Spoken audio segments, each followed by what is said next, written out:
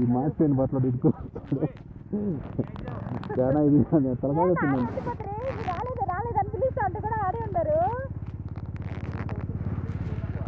Second highest pass world second highest pass.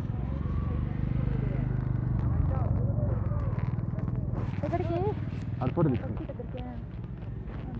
Phoenix వచ్చాడు. ఎంత చనిపోయినా మళ్ళీ బతుకుతుంది. ఎంత దిగే దానికి లేదురా, బయటికి పోద్దా? పోతారులే, ఏం దారిలో లేవు.